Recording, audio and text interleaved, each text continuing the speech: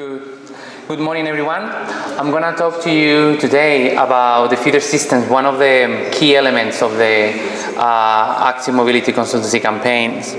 So, starting with I'm going to try to give you some context, and it's about what public transport in peripheral rural areas face, and we identify two groups of barriers. So starting with the objective barriers, we identify the demographic.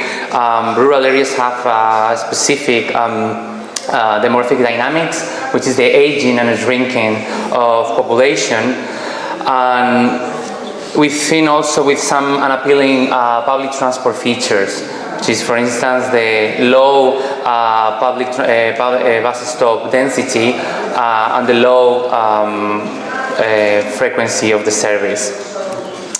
But there are also some subjective barriers. So we identify, Oliver talked about before, about the lack of knowledge sometimes, or the lack of awareness of public transport, or also the misinformation they have in terms of the cost or in terms of the traveling time. All this, they lead to a vicious circle, which is the low public transport usage and an immediate carb dependence. So what we try through a smart move was try to give a holistic and integrated response to both type of barriers using the individualized marketing approach. Oliver already talked to us about that, and also in conjunction with some tailor-made active measures. Roman will give us, we will talk about that after the lunch. But we also, we consider it in special feeder systems. Okay, so these three elements were there were key elements on the configuration of the consultancy campaigns across Europe. But what is a feeder system? So the concept of the way we define a feeder system was the different ways of linking a specific region with the backbone public transport system, usually a bus or train network, or the combination of both. So now on the slide you have the analyzed area in Krakow, and in red they identify some 6 bus lines that they were acting as a feeder systems to the main tram network in the city center of Krakow.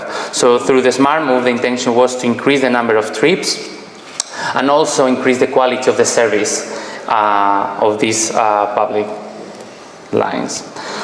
So following again and giving you an overview of the way we categorize feeder systems, we identify two big groups. One side we have the individual feeder systems, and on the other side the public systems. Within the individual we have the motorized and non-motorized. And within the public, depending on the flexibility in terms of the schedule, the route, the number of stops, we identify 3 types. So we have the fixed route transport, where there is no flexibility whatsoever. We have a pre-established route and a pre-established frequency. After we have the demand responsive, where we have a lot of flexibility when there is no pre-established route or timetable. So it depends on the travel users' needs. And also in third place, we have a flexible or hybrid system, but we have some features from both systems. So although we have some pre-established routes or stops, the buses or the transport, they can be deviated from those routes in order to meet the users' needs. So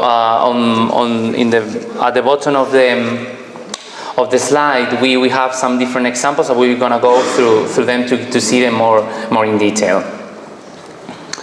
So starting with the back and right, this system, basically the user uses for the first and the last mile of the trip, they use their personal bikes, they lock them at the bike ride terminal, and they continue the trip by bus on a fixed route system.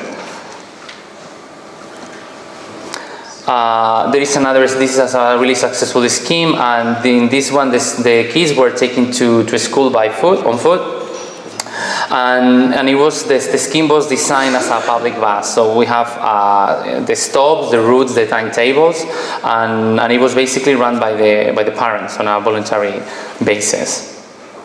Yes, in Italy. And I wanted to ask to show you this one because it is an example of intermodality. And in this one, the ticket covers the use of a pedelec for the first and last mile, and it's combined with also with the use of the bus. So the user will start the trip by a pedelec, like electrical bikes, and will continue by bus. This is all this is intermod. This is an example here. So I show you you get both the streams of the pictures, you get the main railway lines, and in yellow, orange, you get the bus route, and in green, those are where the pedelecs are available. So you see this intermodality of feeder systems where you go, people from, for instance, Uptown in Trenso, they can take the pedelecs and after the bus to get to the rail stations on both sides. This is the dial bus. So this is a demand-responsive transport. There's a huge variety of schemes across Switzerland, in Germany, and in Italy. And in this one, basically, the service is to meet the user's demand. So it depending on how many users, on the time they want to use the service, especially with bus and minibuses.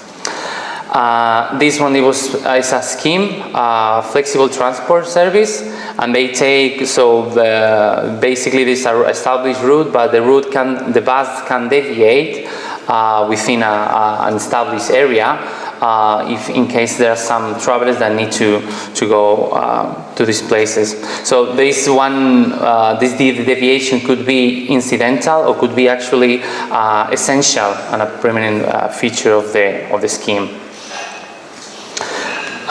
Just to finish, I would like to add some conclusions we identified through the research on the feeder systems, and it would be it's a key the integration between public transport service and feeder system is needed in order to provide a comprehensive transport network.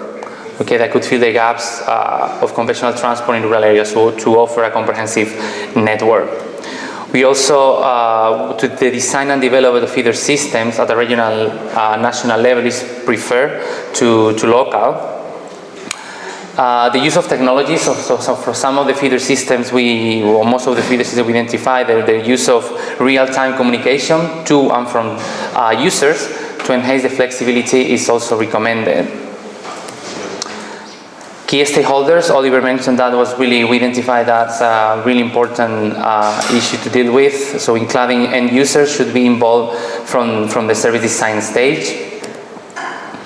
Partnerships among transport providers might enhance the integration of different transport services.